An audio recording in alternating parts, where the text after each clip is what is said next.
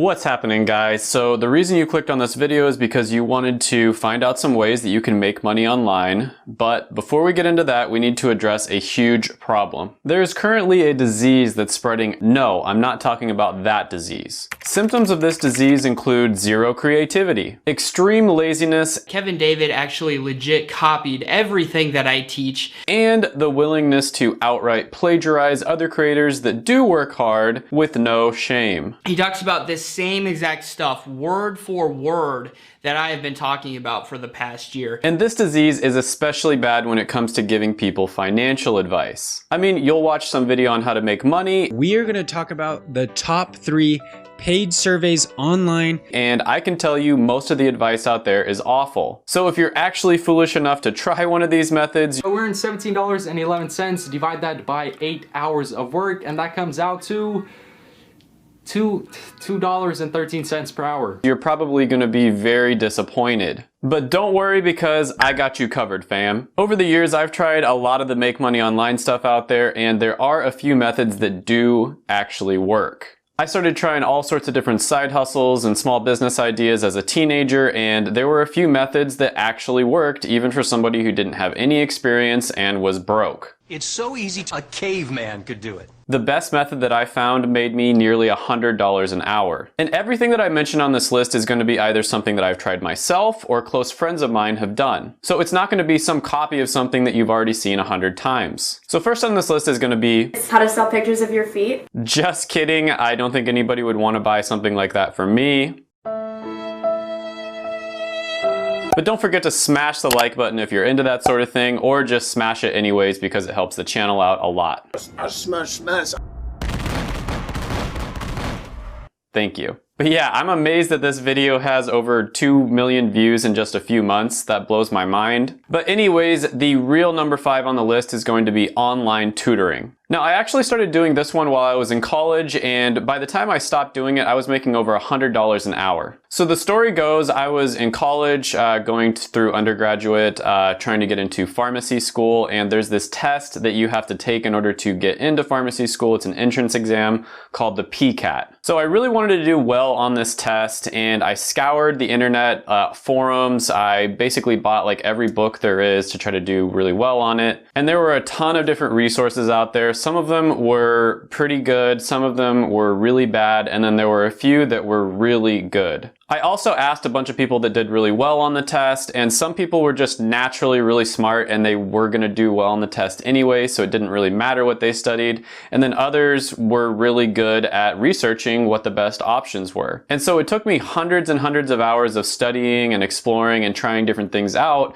for me to find what the absolute best option was, and this one was so much better than anything else out on the market. It wasn't even funny. And for the 0.01% of my audience that's actually studying pharmacy, it's Dr. Collins PCAT Prep. Seriously, this guy, Dr. Collins, must have an inside guy that writes the questions or something, because the stuff he told us to study was exactly what was on the PCAT. It was crazy. It was almost like he wrote the test himself. So anyways, I'm not that smart. I'm not one of those students that just naturally does really well on their tests and it really doesn't matter what they study. So I was able to do pretty well on this test because of the fact that I was able to find that really good resource. And so a lot of my friends wanted to know how I did so well on the test, and I shared my secrets with them. After a while, they started telling their friends about it, and it sort of just like spread through all the people who were taking pharmacy in undergrad at the University of Kansas. And so I started charging like $50 an hour or so because so many different people wanted to know how I did so well on the test. Now keep in mind, at this point I had done zero marketing. It was all word of mouth, and people were coming to me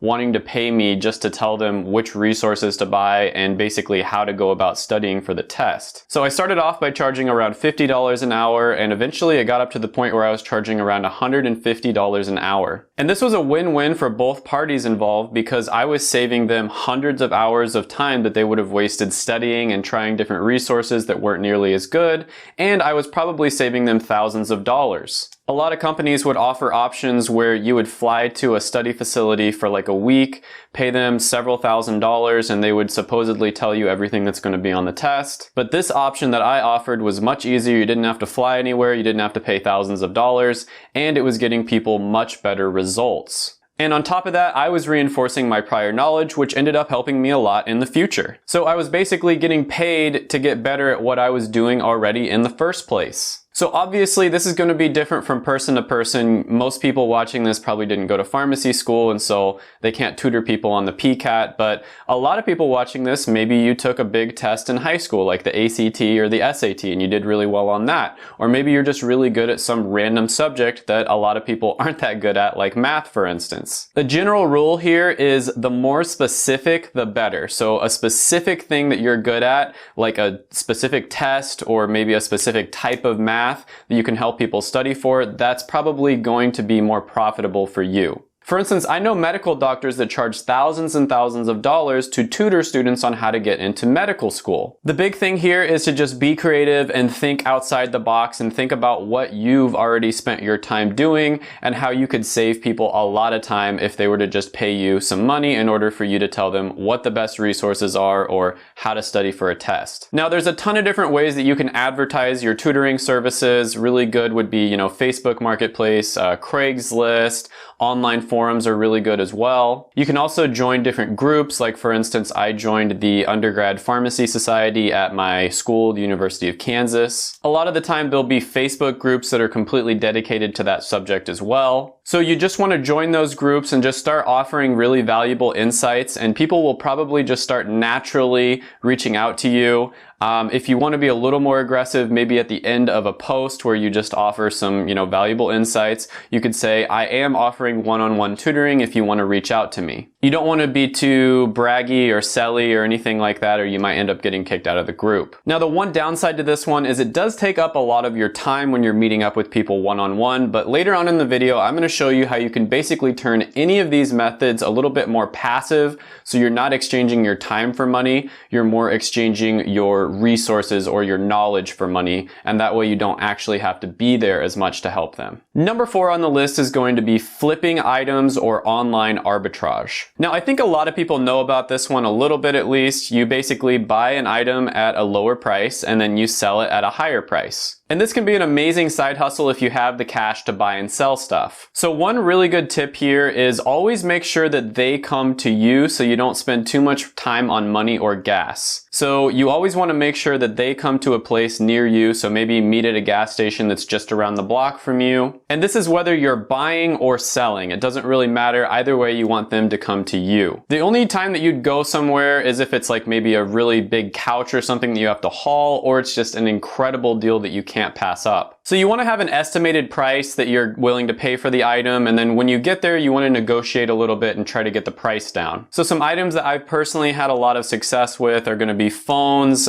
game consoles, laptops, different like accessories like iPods, for instance. Perfume and cologne is a really good one as well. And then video games as well. You can also do this on eBay as well. An item that I saw selling really well on eBay, for instance, was different buttons on a keyboard. So people would just go out and buy a bunch of different keyboards, and then they'd sell the individual buttons on eBay for like $3 each. The trick here is to just be creative and try to think of different things that people are searching for and wanting to buy online. And you want to avoid items that are in a really competitive niche, like something that a big company would be selling, for instance. You want to totally avoid those sorts of items because there's just no way you can compete with a big company. People do this with cars all the time as well. They'll buy like a broken down car and then they'll sell each individual part on eBay or online for much more than what the whole car is worth. And if you're not self-quarantining and you're willing to leave the house, you can also go out to garage sales or go thrifting. Anyways, you can find amazing items at garage sales for pennies on the dollar. Antiques and collectibles can be really great for making money. Furniture can be really great too if you have the room to store it, because a lot of the times when students move out, they'll just leave their furniture on their lawn. There are a ton of options here, and ever since I got my first vehicle when I was about 16 years old, I started doing this, and I've been making really good money doing it basically ever since then. And it's kind of hard to say how much you make per hour because it's kind of here and there, but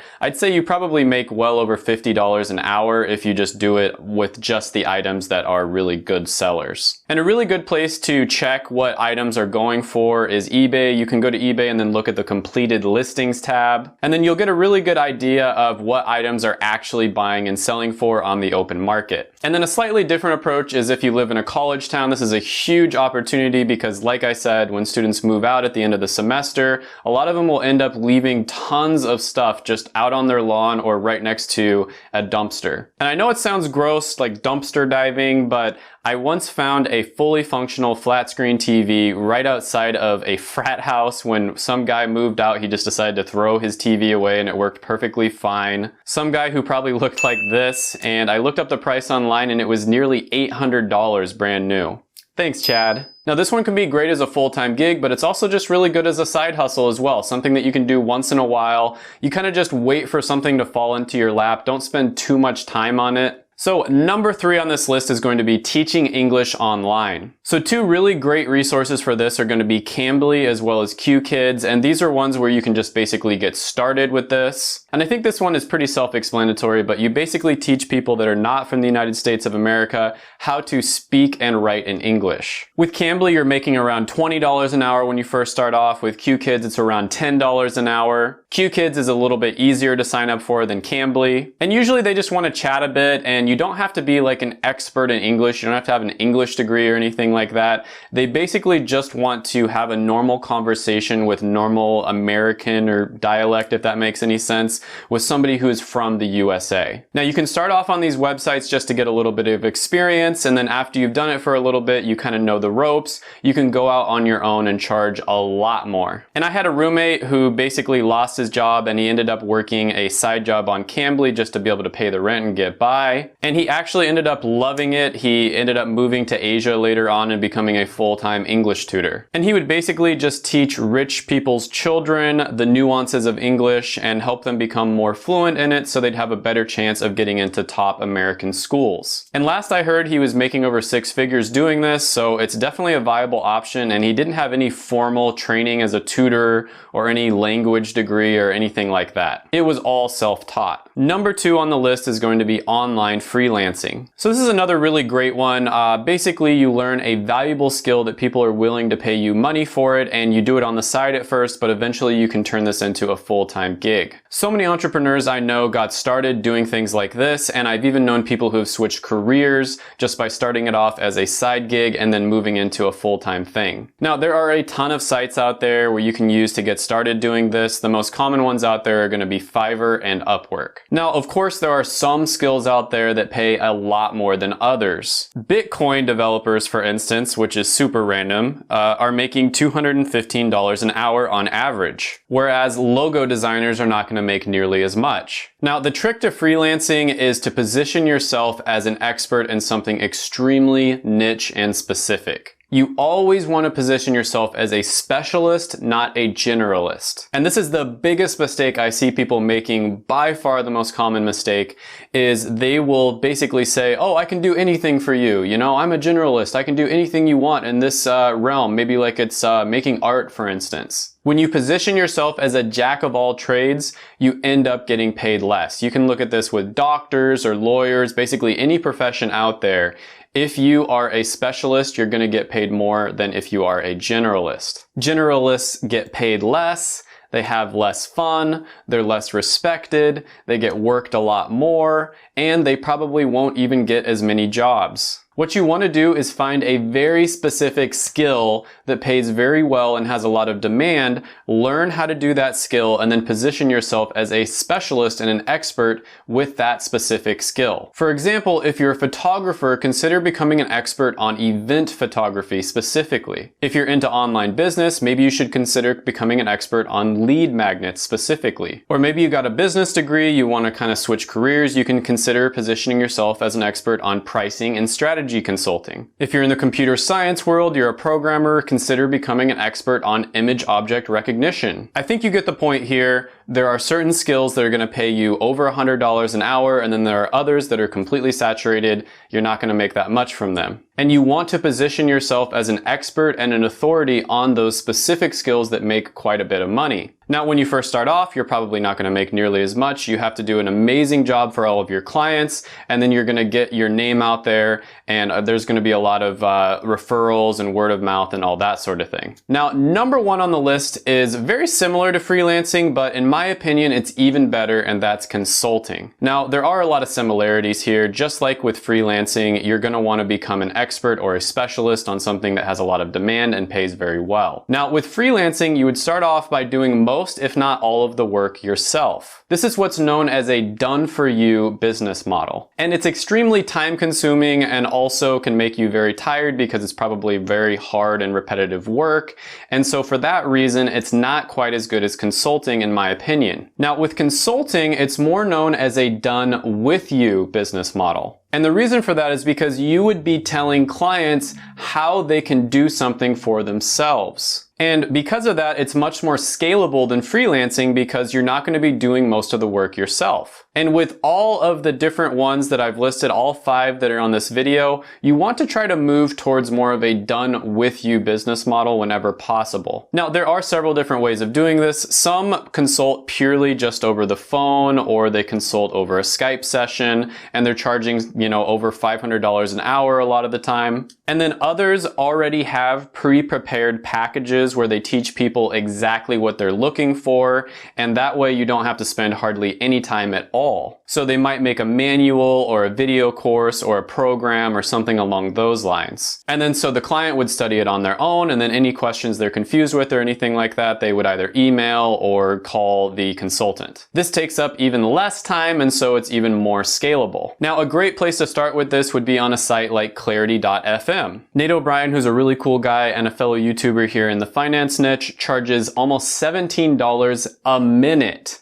to consult with people on his Clarity.fm. And that comes out to over $1,000 an hour. He consults with people on how to grow their YouTube channel in the finance niche. You see what I mean here? Very, very specific. If he was just consulting with people on how to grow their YouTube channel in general, there's no way he could charge $17 a minute. I've paid several consultants before, and I've never had a bad experience. It's been worth every penny. I've also done consulting myself, and I plan on doing it a lot more in the future. Now, all of the methods that I mentioned can be scaled by either hiring somebody else to do some of the work for you, or by pre-packaging things like I talked about before. You always want to be focused on how you can move towards a done-with-you business model rather than a done-for-you business model. And I highly recommend, once you get some experience, to do this as much as possible, because then you can buy yourself time and freedom. Make sure to watch my videos right here. I made them just for you. Go ahead, smash the like button, hit the subscribe button, ring the little notification bell, and then comment down below any ideas you have on the video